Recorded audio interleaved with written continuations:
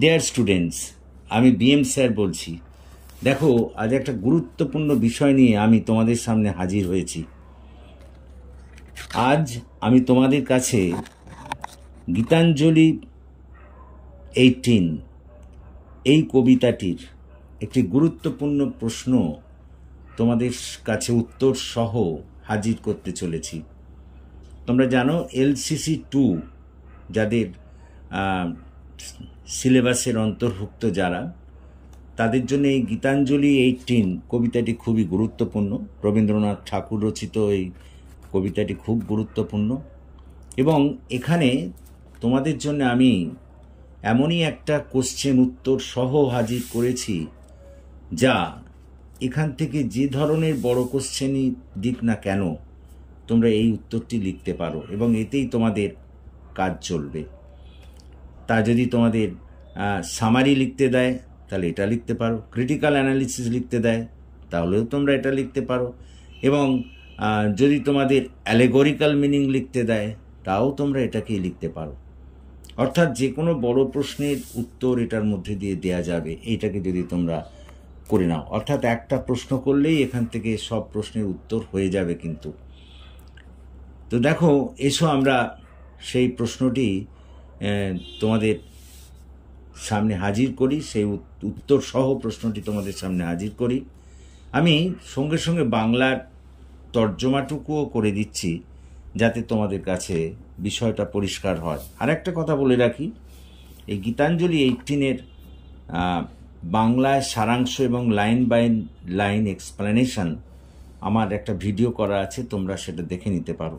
সেটা দেখলে এটা কিন্তু আরও সুবিধা হবে বুঝতে। তো এসো আমরা লিখি, আমরা বলি বিষয়টা। Right down the critical analysis of the poem Gitanjali 18 written by Rabindranath Tagore. অর্থাৎ এই কবিতার একটা সমালোচনামূলক আলোচনা আমরা এখানে করতে চলেছি। দেখো, এবার আমরা উত্তরে ঢুকে পড়ি। Analysing the poem Gitanjali 18, it is found that the great poet Rabindranath Tagore has depicted the relationship between God and his devotee as a relationship of love and affection. Gitanjali 18 কবিতাটি পাঠ করে দেখা যায় যে বিখ্যাত কবি রবীন্দ্রনাথ ঠাকুর তাঁর এই কবিতার মধ্যে দিয়ে ঈশ্বর এবং তার ভক্তের মধ্যে একটা স্নেহ ভালোবাসার সম্পর্ককে অতি সুন্দরভাবে তুলে ধরেছেন। Moreover, it is found that the poet Rabindranath Tagore has taken God as his soulmate. আরও দেখা যায় যে কবি রবীন্দ্রনাথ ঠাকুর এখানে তার ঈশ্বরকে তার অন্তরাত্মা বলে গ্রহণ করেছেন। As both moments of union and separation prevails in love affairs, একটা ভালোবাসার সম্পর্কে যেমন কখনো কখনো বিচ্ছেদ আবার কখনো কখনো একটা মিলনের পরিবেশ থাকে, similarly Rabindranath Tagore presents himself in such a bonding with God in this poem. Rabindranath ঠাকুরও ঠিক সেই প্রেমিক প্রেমিকার মধ্যে বিচ্ছেদ ও মিলনের সম্পর্কটাকে এখানে ঈশ্বরের সঙ্গে তুলনা করেছেন এবং সেই সম্পর্কই তিনি ঈশ্বরের সঙ্গে এখানে তুলে ধরেছেন। Paragraph. In the context of the poem, it is found that a lover is waiting outside at the door of his lover. কবিতাটি পাঠ করে দেখা যায় বাহ্যিক দিক দিয়ে যে একজন প্রেমিক, একজন ভালোবাসার জন ঘরের বাইরে তার প্রেমিকের কাছে যাওয়ার জন্য বা তার প্রেমিকার কাছে যাওয়ার জন্য অপেক্ষা করছে। He goes on waiting, সে অপেক্ষা করেই চলেছে।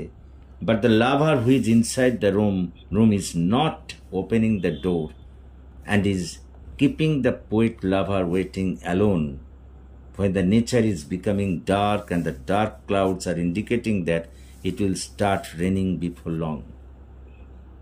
সে অপেক্ষাই করে চলেছে, কিন্তু ভেতর থেকে প্রেমিকা তার দরজা খুলছে না, অথচ বাইরের দিকে প্রকৃতি কালো হয়ে আসছে এবং যে কোনো সময় বৃষ্টি শুরু হতে পারে, খুব শীঘ্রই বৃষ্টি শুরু হতে পারে। The poet is eagerly waiting for the moment when the door will be opened and he will be able to meet with his beloved. কবি খুব আগ্রহের সঙ্গে অপেক্ষা করছেন কখন দরজা খুলবে এবং কখন তিনি গিয়ে তার ভালোবাসার জনের সঙ্গে মিলিত হতে পারবেন। The poet has confessed that he can keep himself busy in works at midday among others. কবি স্বীকার করে নিয়েছেন যে যখন তিনি তার মধ্য গগনে, তখন তিনি অন্যান্যদের সঙ্গে কাজে কর্মে ব্যস্ত থাকেন। But when he gets alone and the world becomes dark, কিন্তু যখন তিনি একাকী হয়ে পড়েন, গোটা পৃথিবীটা একেবারে অন্ধকারে ভরে যায়, he wants to return to his beloved, তখন তিনি তার কিন্তু ভালোবাসার জনের কাছে ফিরতে চান। But the poet is not allowed to enter into the room, কিন্তু কবিকে ভেতরে প্রবেশ করতে দেয়া হয় না। And that's why, এবং সেই কারণেই he has become frustrated, সেই জন্য তিনি হতাশ হয়ে পড়েছেন।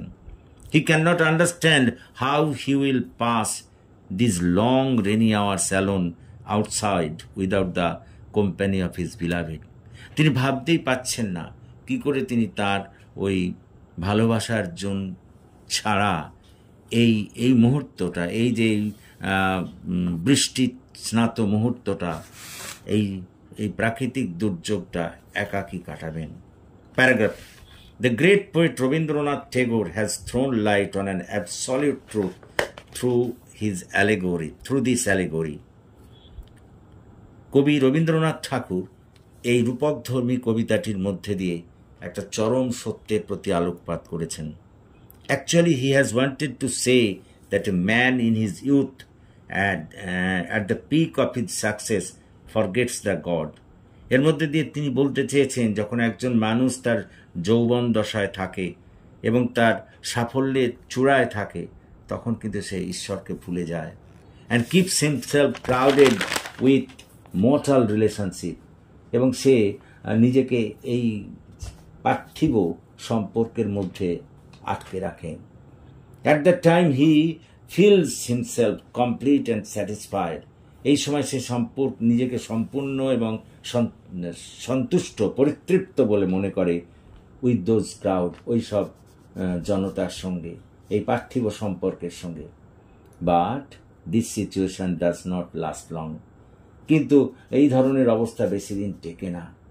With the passage of time, সময়ের সঙ্গে সঙ্গে হি লুজেস ইউথ, সে তার যৌবন দশা হারায়, অ্যান্ড স্ট্রেংথ, শক্তি হারায়, and naturally the crowd which was with him leave him, এবং যে ভিড় বা যে জনতা তাকে এতক্ষণ ঘিরেছিল, তারা সবাই তাকে ছেড়ে যায়। And he becomes alone in his old age, বার্ধক্যে সে একাকী হয়ে পড়ে। Then he comes to know that God his only guide, and God is his only guide and companion to pass the long and painful journey of the last stage of his life. তখন সে বুঝতে পারে যে এই বার্ধক্য দশায়, এই কষ্টের এই শেষ বয়সের সময়টায় একমাত্র ঈশ্বরই তার পথনির্দেশক বা সঙ্গী হতে পারে। At that time he makes an honest plea to God, his soulmate. তখন সে তার অন্তরাত্মা তথা ঈশ্বরের কাছে প্রার্থনা করে, to open the door of his এমানসিপেশন, তার মুক্তির দ্বার বা মুক্তির দরজাটা খুলে দিতে। And he wants to rest under his fit for ever, এবং সে তখন ঈশ্বরের পদতলে চিরকালের জন্যে বিশ্রাম নিতে চায়। প্যারাগ্রাফ: সো ইন কনক্লুশন, সেই কারণে সিদ্ধান্তে, it can be said without any hesitation, দ্বিধা ছাড়া একথা বলা যায় যে, নির্দ্বিধায় একথা বলা যায় যে, that the great poet Rabindranath Tagore has clearly pictured the relationship between the God and his creature. এখানে খুব সুন্দর পরিষ্কারভাবে ঈশ্বর এবং তার সৃষ্ট জীবের সঙ্গে সম্পর্কটাকে তিনি ব্যাখ্যা করেছেন through this allegorical poem very beautifully, এই রূপকধর্মী কবিতার মধ্যে দিয়ে। অর্থাৎ এই রূপকধর্মী কবিতার মধ্যে দিয়ে ঈশ্বর এবং তার সৃষ্ট জীবের সঙ্গে সম্পর্ক তিনি অতি সুন্দরভাবে ব্যাখ্যা করেছেন। দেখো, তাহলে আমরা এই যে কোশ্চেনটা বললাম, এই যে প্রশ্নটা উত্তর সহ বললাম, এই প্রশ্নটা যদি তোমরা ঠিকভাবে করে নাও তাহলে কিন্তু আর অন্য কোনো তোমাকে বড় প্রশ্ন এখান থেকে করতে হবে না। এটাতেই দিয়ে সব কাজ চলবে।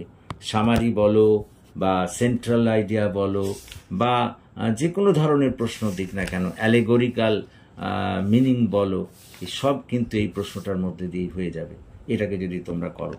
তো আশা করি তোমরা বুঝতে পেরেছো, এবং যদি বুঝতে পারো তাহলে প্লিজ তোমরা এই ক্লাসের কথা তোমাদের বন্ধুবান্ধবদের মধ্যে শেয়ার করো এবং তাদেরও এই ক্লাসে যোগদান করতে বলো। এবং তোমরা যারা এখনও আমার এই চ্যানেলটিকে সাবস্ক্রাইব করোনি, প্লিজ সাবস্ক্রাইব মাই চ্যানেল এবং আমাকে এগিয়ে যেতে সাহায্য করো, যাতে আমি আরও বেশি করে তোমাদের কাজে লাগতে পারি। So that's all for this day. So thank you for watching and listening.